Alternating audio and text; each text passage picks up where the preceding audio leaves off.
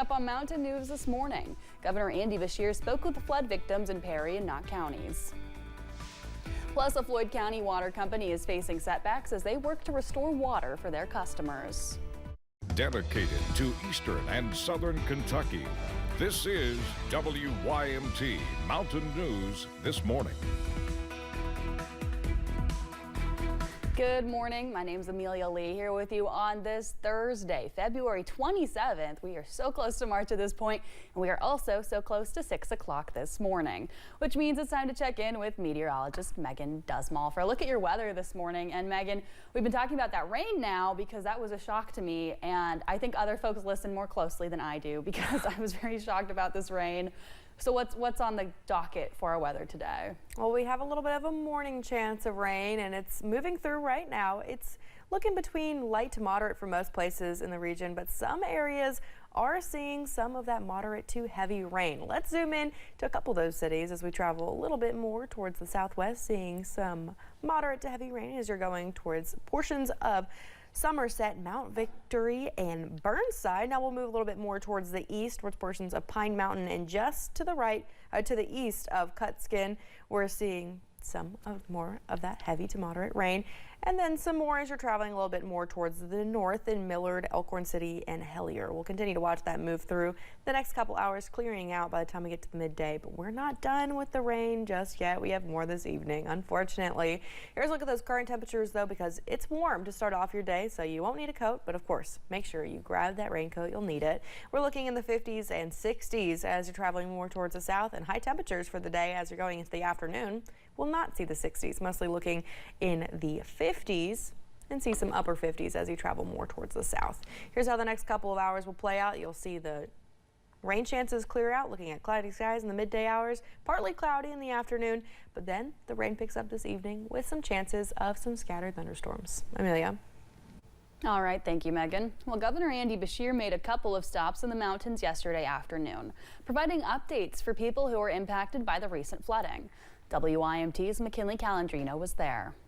I wanted to be here today because I know this community is hurting once again. Governor Andy Beshear visited flood-affected eastern Kentuckians today in Knott and Perry counties, encouraging and shaking hands with those directly impacted. The governor provided the public with updates on storm recovery response while visiting FEMA registration intake centers. Updates on FEMA eligibility, additional federal assistance, transportation updates, and state funds were topics discussed. Local officials stood beside the governor at the podium, just as the governor stood beside them during high waters. But I've gotten to know the leaders here. I've gotten to know the first responders here, and I know this community was in good hands, even when it faced the worst of the worst. The governor said his administration is already working with the state legislature to set up a pool of funding to assist with long-term recovery efforts. And local officials have no doubts that he will do everything he can to serve the people of eastern Kentucky. He's a man of his words. What he's told us so far, he's fell through with. You know, he's if we've needed something and called his office, we've had it within an hour. What he said here and what he's going to do and can do with us is huge for this part of the Commonwealth. And that is exactly what the governor is planning on doing. We're here every day, every week, every month, and every year that it's going to take to rebuild. Not stopping until every family has been given the help they need. In Perry and Knott counties, McKinley Calandrino, WYMT Mountain News. The governor launched the Team Kentucky Storm Relief Fund. As of yesterday morning, the fund has raised more than $413,000. Part of the funding will go toward helping pay for funerals for the 23 victims. Yesterday evening, the governor surveyed flood damage with Homeland Security Secretary Kristi Noem. We'll have more on that in the next half hour. As the flood recovery is underway, people are watching as their entire lives are shuffled into piles. One outreach is working to try to help the people of Floyd County salvage some of their personal items and clean up the things they can be disinfected. Workers with Reach Out Worldwide say their mission is to show people they are not alone and they are not starting from scratch, which has been beneficial to the Scarberry family, who saw several feet of water enter their Martin home. Once the flood had hit us, I had lost all hope. We had lost hope that things were going to ever be normal. but she has given that back to us, and we will be forever grateful to that foundation. The Scarberries say once they are back on their feet, they hope to help the organization in its efforts, saying they can never repay the kindness they've received. Volunteers and Perry County officials are continuing to clean up more than 1 week after the flood. Officials say this flood was different than July 2022, but still brought about destruction to hundreds of homes and even businesses in the county. Much of the destruction in 2022 was caused by flash flooding. This time, it was river flooding, worse than it's been in more than 40 years in some areas. I have the story. A devastating flood nearly 3 years after July 2022.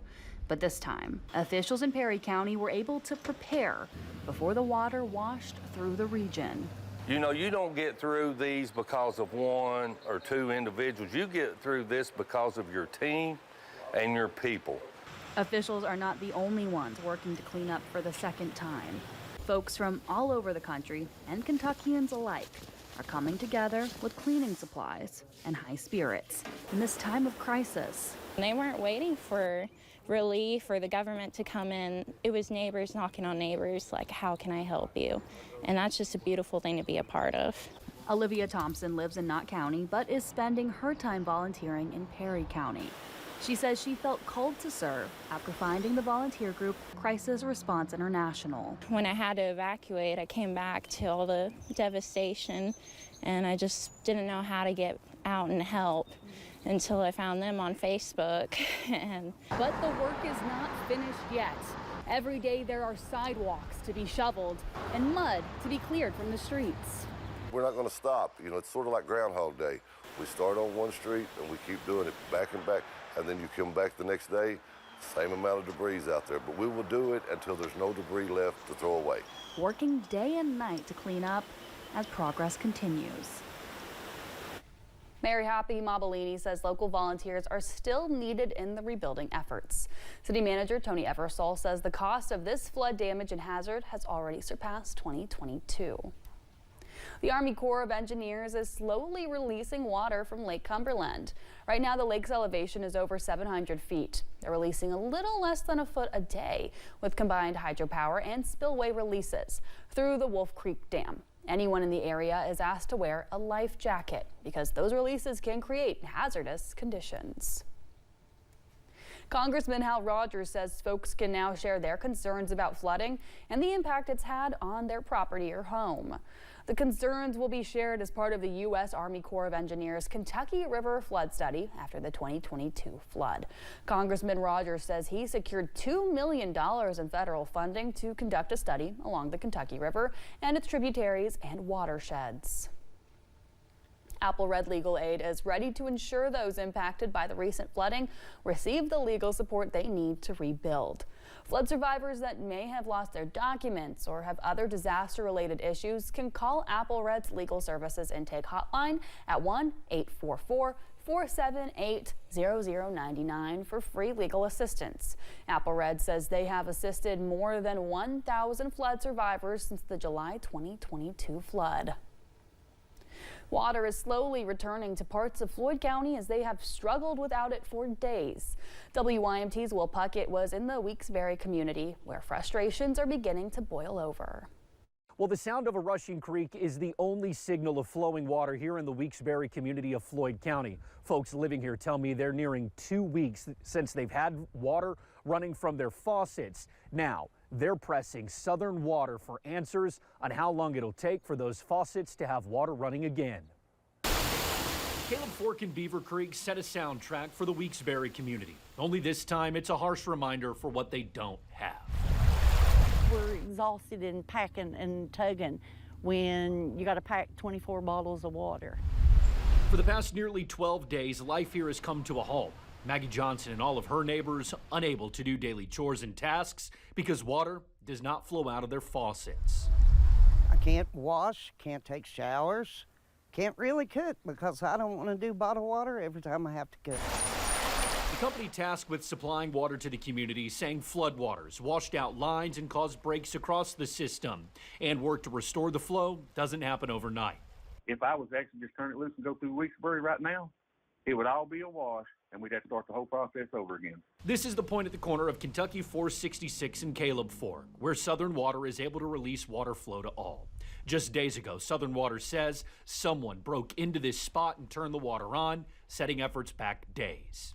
Somebody, we had the door dummy locked, and somebody just helped herself and turned it on. But community members like Karen Tackett are not buying the bad actor line. I've lived here 54 years. They ain't no thief gonna pack them kind of tools around. And that's not what they're gonna steal. Now, as the days drag on and some communities get their water returned, this community of Weeksbury just wanting to know when it's their turn. Be honest. Be honest. I mean, and stick to doing sections.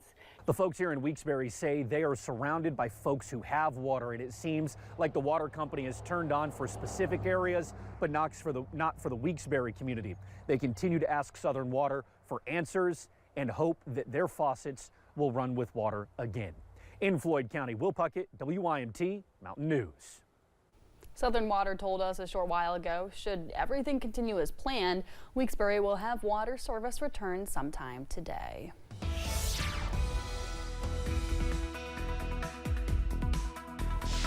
This morning, we're talking warm temperatures and a little bit on the rainy side as well.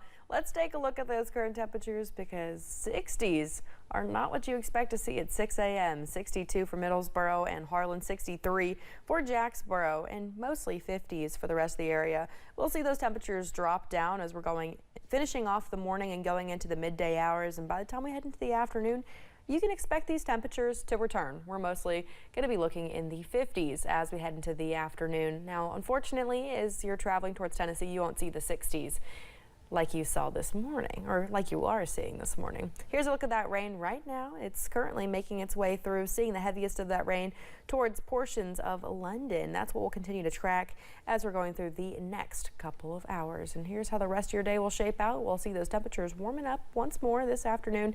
But then when the second chance of rain rolls through our region, we'll see a little chance for some thunder and lightning. Amelia. Thank you, and thank you for joining Mountain News this morning. We have more news on the way. Just ahead, a child is now dead as a result of a measles outbreak.